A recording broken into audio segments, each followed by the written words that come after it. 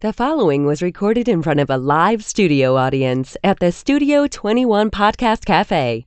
This is the United Podcast Network. Welcome to the Friends in Recovery podcast, the podcast that is here to help you, a loved one, or a friend get started down the road to recovery. This is the Friends in Recovery podcast, brought to you by the Genesis House. Genesis House, providing a safe, nurturing environment to heal from addiction since 1992. Please be a friend and share our message with a friend on Podbean, iTunes, iHeartRadio, or YouTube. And now, here are your Friends in Recovery. Hey everybody, welcome to friendsinrecoverypodcast.com. We're here in the ample, lovely Studio 21 Podcast Cafe with our producer, Ed Sullivan. Mike, one thing I did notice about this studio, it is beautiful, but you know what, Ed? You guys have to wash this table. There's germs all over this table. Yeah. It's smear marks. Can somebody come up here and wash this? They're only over where Ed is. It's weird. I know. It's all dirty over here. You know who's recording their fifth podcast of the week? Yeah. Ed wants some green M&Ms, That's too. That's right, exactly. Some of those.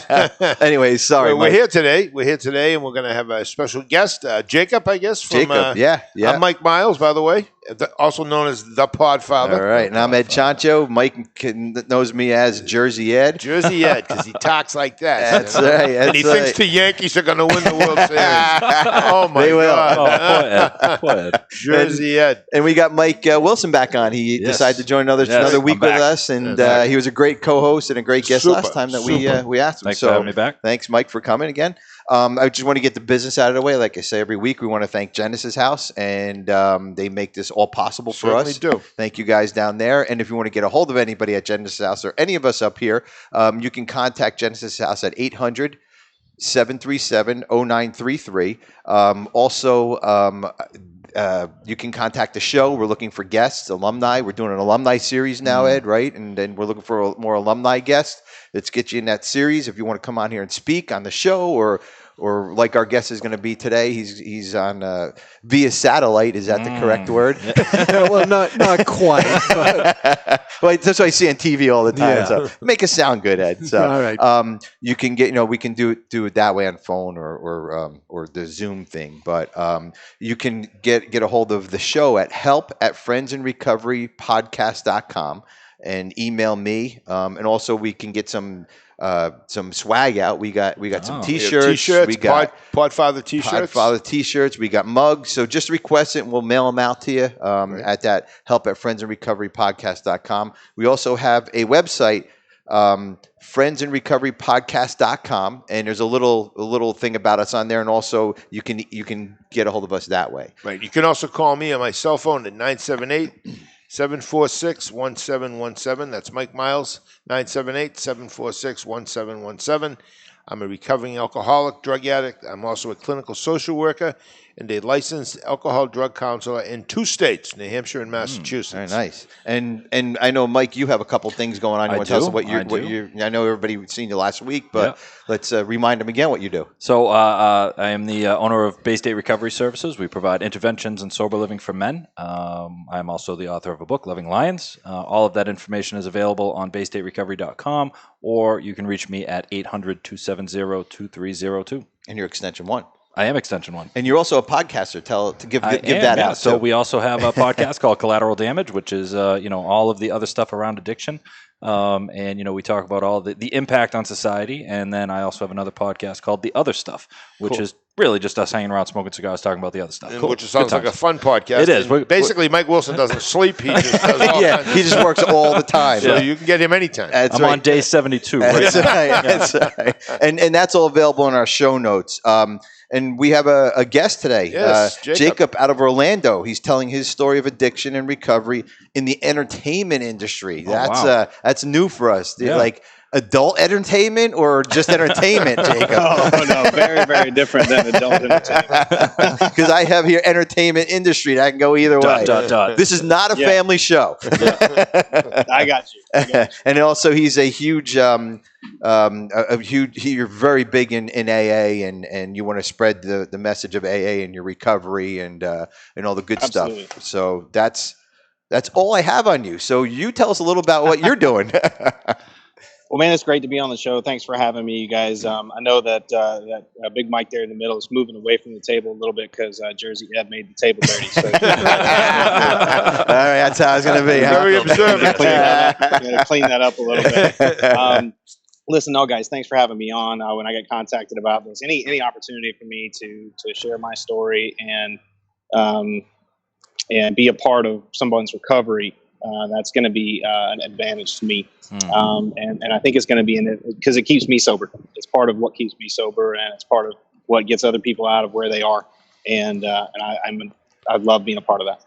Good. Wonderful. Good. Well, it's great to have you on here. So tell us a little bit about your story. What brought you into recovery?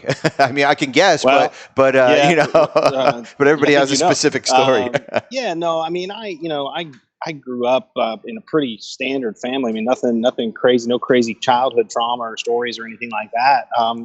Drank all my way through college, like I think many people do, and then started life as a professional actor after school. And pretty much everywhere we went, there was booze. And I thought, well, if it's there, you should drink it, right? I mean, and I did that very, very well for a very long time.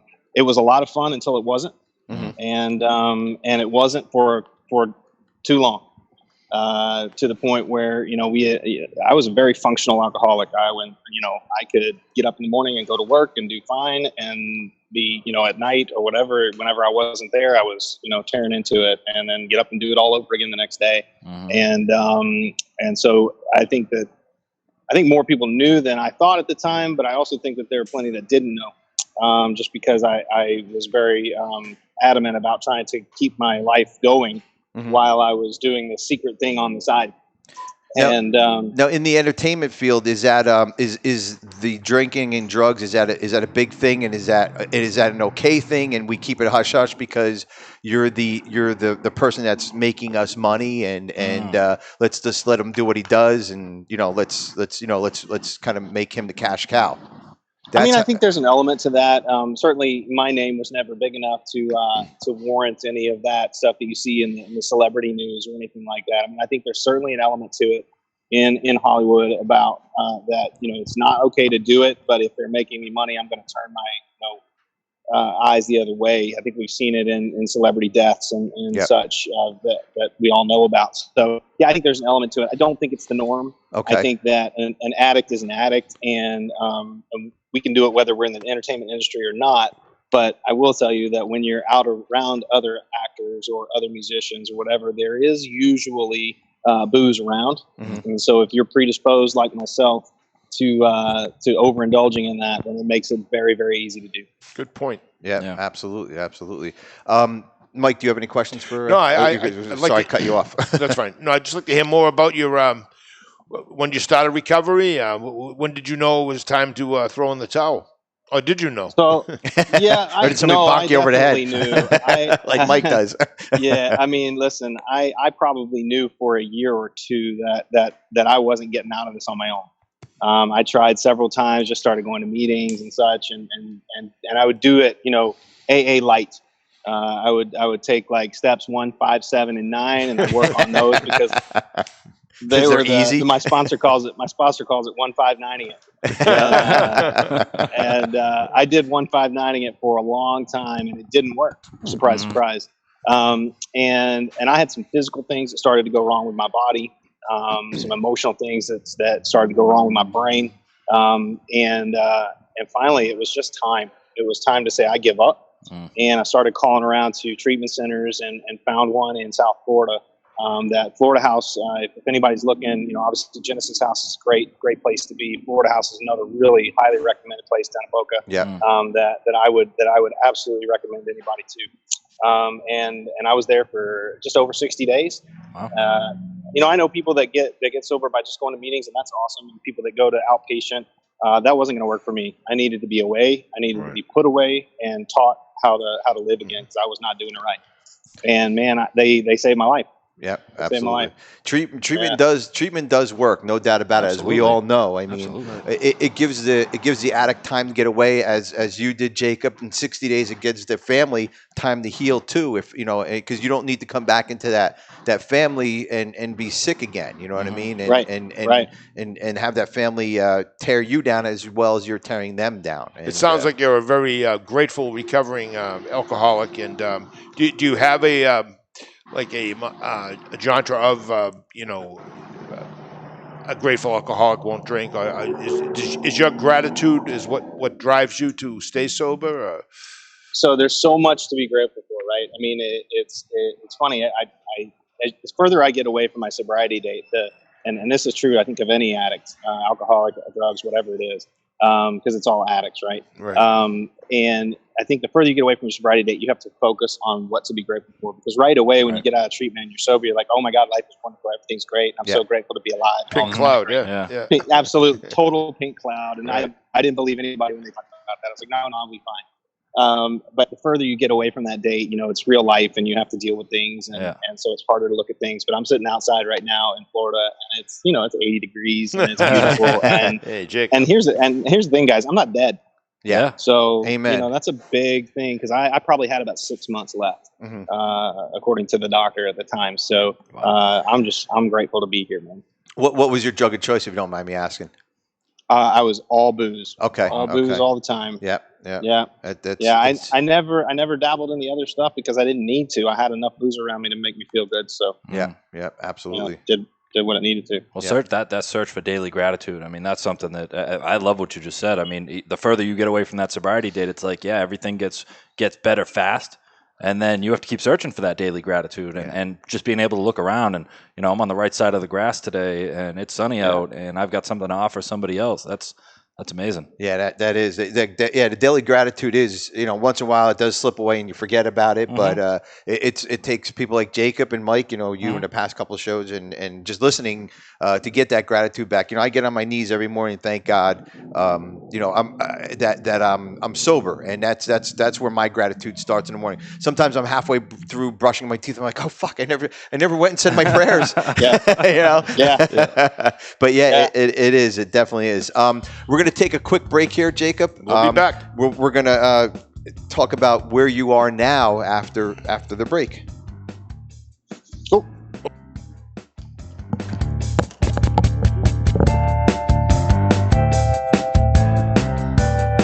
Genesis House is a premier substance abuse and rehabilitation facility located in beautiful Palm Beach County, Florida. We have been providing the highest quality of addiction treatment since 1992 and are accredited by the Joint Commission. We offer a range of programs that include detox, residential treatment, dual diagnosis, a Christian track for people who want to incorporate their faith into treatment, a uniform services track, and we work with most major insurance carriers. Genesis House is led by a dedicated team of administrative and clinical professionals, and we stand on our commitment to excellence in recovery services. Contact us today to find out more about our program. Take the first step and call Genesis House at 800-737-0933 or visit us on the web at www.genesishouse.net. That's 800-737-0933 or www.genesishouse.net. Begin your journey to a long and successful recovery with Genesis House. Hey, welcome back, everybody. FriendsInRecoveryPodcast.com. And we're here in the Studio 21 Podcast Café, Salem, New Hampshire. And a lovely studio it is, Mike. Oh, this is lovely. Except for your side over there. Yeah, except for my dirty side that everybody's pointing out now. So we have our guest, Jacob, down in Florida. And Jacob, you there? I'm here. Yeah, so where are you now with your recovery? What do you do? Hey, Mike, real quick, let me just get this out real quick. I want to talk about Facebook Live. Oh, yeah. Which I forgot to talk about. Yep. Facebook Live is is important. We're on that now. We've been on it for a long time, and Ed's been setting it all up with Melissa, and it's been going very well, and I take all the credit for it. Yeah, That's great. No. and you deserve it all. That's right, all because of me. I need a meeting. I think we need to check the egos at the doors. Isn't that what they say? Oh, downstairs? Oh, yeah. Right. I'll be right back, guys. No, but Facebook Live. Also, we are looking for alumni speakers.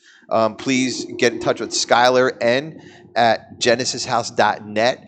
Skylar, it's Skyler, and all this stuff will be in the show notes. Email her if you want to come on the show, as Jacob is, or you want to come live in the studio. So, and thanks for being back on the show, Jacob. And did you have a question? You bet. No, just I was kind of wondering where you're at now. What do you do to maintain sobriety a day at a time?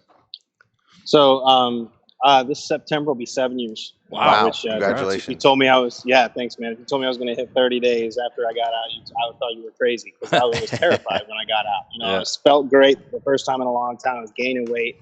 And man, just day by day, they say, all the sayings that you hate when you first go into AA, look at your feet, take it one day at a time, sometimes 1 hour at a time. Stuff my sponsor used to say before I got sober that I hated listening to are absolutely true. And I say them all the time because, it is sometimes it's 1 minute at a time, sometimes it's 1 day at a time. But just got to look where you are. As far as where I'm at now, I started a company about a year ago, and I'm a building contractor here in Central Florida, and we do a lot of residential stuff. We do a little bit of commercial stuff, and that's going really well. It allows me to make time for meetings when I need one, when I get that ego that says, hey, I got this taken care of, and shit hits the fan, and I go crazy and start acting like a drunk again in my brain, and I say, okay, guys, y'all handle this. I'll be back in 2 hours. There you go. There you go. Find a meeting. So you're not in the entertainment industry anymore. I'm taking it. I still do some consulting with a local 501c3 organization in Central Florida called Central Florida Community Arts, and I do musical direction for them from time to time. Okay. It just at the time when I first got out, it was not an environment that I needed to be in right away. And all these opportunities have presented themselves since then, and that's why I've moved into that. I know plenty of people that have gotten sober and stayed in the industry, and it certainly can be done. It just wasn't the path that my higher power, my God, had laid out for me. Absolutely. Well, that must be tough. I saw an interview the other day with Shia LaBeouf, and he was talking about his path into recovery, so to speak. I don't know what path he chose, but he was talking about how hard it was in the industry when it is kind of normalized. Yeah. And Jacob, you talked about being able to take that time and go into treatment and be removed from all the distractions and just focus on yourself. And there's a lot of people that can't do that. They're mid-production or they're neck deep in it, and that must be extremely difficult to try to get well while you're still in that industry, or just coming out of treatment and then go back to it. You make a really great point, Mike. There's so many times that I should have gone that I made an excuse not to go. Right. And I'm sure people co-sign that. I need to do X, Y, Z, and A through Z before I went to finish up whatever project I was working on. But the more stories I hear from all walks of life, I think many people have that experience in all industries. No matter what, if I have any message to any people that come to me, is that no matter what, you are the most important thing. You might think that it's your job, you might think that it's your kids, it's your family, but none of that will be there if you're not. Yeah, right. Yeah. And a lot of us do change our career paths once we get to recovery. Yep. I was in the big box stores. I was a manager of one of the big box stores. I didn't even know that. Oh yeah. I wouldn't have guessed. And I ended up, but the alcoholism and everything ran rampant in those stores. And I'm guessing they still do whatever. It just attracted that type of person. And when I went back, I couldn't do it anymore. I just couldn't. I ended up getting into. I owned my own business. I had a kitchen cabinet company for a while, and then my real passion was recovery and working with other addicts and helping other addicts. Absolutely. And that's where I met these two These two guys. I was a policeman for 35 years, and most of my career, other than 5 years, I've been sober for a long time. Very fortunate to be sober, but my first 5 years of being a cop, I was having a good time, but I was doing a good job as well. But personally, my life was nowhere near where it should have been, and I was hiding it pretty good. I had youth on my side. I lived alone. I isolated. I got involved with drugs and booze, and it just was after a while, it was just me by myself playing solitaire. Thinking I was living the life. But to come back to being a full-time police officer and being sober in a city that I worked in, Lowell, Massachusetts. It's a rough and tough city, excuse me, and a lot of heroin addicts. And I drove the police wagon for 3 years when I was in graduate school, and I picked up so many people that were sick and suffering. And it gave me an opportunity to help people that normally wouldn't have been getting help from somebody in a uniform with a badge and a gun. Right. So it taught me humility, taught me an attitude of gratitude, and tons of meetings. How about yourself, Jacob? Did you go to a lot of meetings? I know you say you do now, but in early recovery, were you a huge proponent of meetings? A huge proponent. So I was so terrified, and terrified might be a little bit of an exaggeration, but I knew that I couldn't even get back from Florida House to my house in Central Florida. I didn't think I could make it driving back without stopping to get a drink. Because my therapist had ingrained in me that no matter what, if I wasn't there, that I was going to make the choice. If given the choice, I was going to make the choice to drink. Yeah, choice. So I needed help. And so I stopped on the way home and called my sponsor. And as soon as I got in town, I started going back to meetings. Because I had gone actually for 2 years prior. I just went drunk most of the time because I didn't think they knew. And of course they did. They'd ask me to read and I'd try to get through it. But anyway, so no, after I got out, man, it was every day, sometimes 3-5 times a day. The advantage I had when I first got out is I didn't have a job. Right. So I could go to as many meetings as I wanted to. Yeah. That quickly became something I needed to get, a job. And so the ability to go to 5 meetings a day kind of dwindled. But for probably 2 years afterwards, I was at least 4 to 5 meetings a week. And then it trailed off, and now it's a little bit just more regularly. But I needed it. Isn't that something recovery teaches us? Being responsible. You needed to find a job. You didn't want to. You didn't want to leech off of anybody. You wanted. You wanted to take that next step. It's amazing where recovery takes us. Even something as simple as a job. Absolutely. I mean, being your self-worth. Funny story. My sponsor. About a month after I got out, and I had a little money put away, and I paid my bills on time for the first time in a couple of months or whatever it was. And I called my sponsor and I said, "Hey, I paid all my bills on time." He said, "So?" And I was like, "No, this is a big deal." He goes, big deal. This is what normal people do. And I like that. Said, so just keep doing it. I was so mad. That's funny. That's a good story. That really is. That's a good story. So, but it's an incredible story.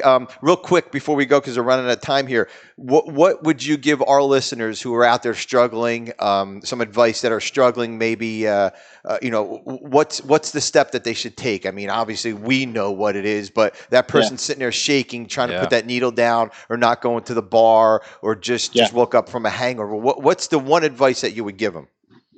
So even though the phone weighs 1,000 pounds, pick it up. Yeah.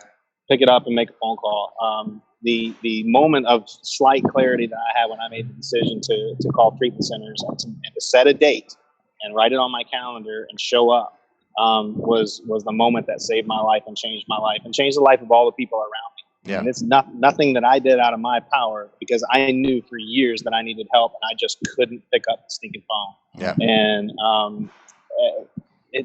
I know it's hard. You guys know it's hard. We know it's hard. We've all been there. But I promise you, it will be the absolute best decision you ever make in your life. And Great advice. That's some Great really advice. good advice. And Couldn't agree more.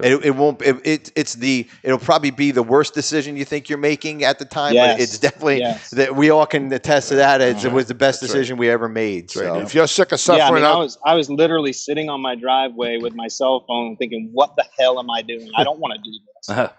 This is stupid. I'm not going to. And just for some reason, I kept, dialing the phone, and and I was sick, and I was a mess, and my wife thought I was going to die in treatment because they had me on every different medication to keep me from, passing out and having seizures and stuff. Wow. But man, I'm telling you, after that little bit of bad, the good is so prevalent, and the good is so available every day.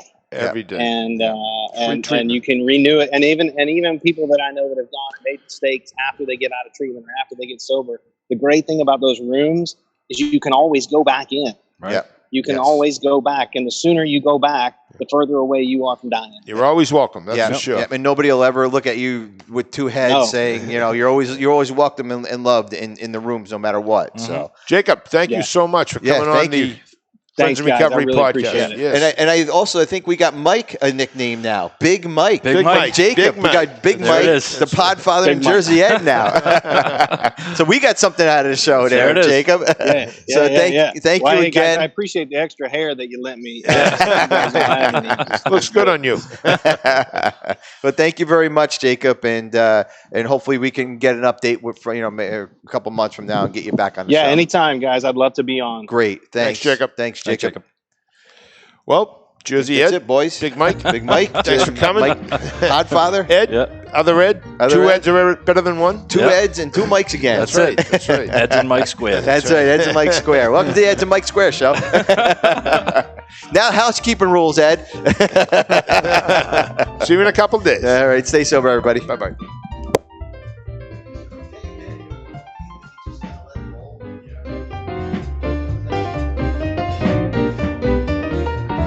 The views and opinions expressed by the hosts, guests, or callers of this program do not necessarily reflect the opinions of the Studio 21 Podcast Café, the United Podcast Network, its partners, or affiliates.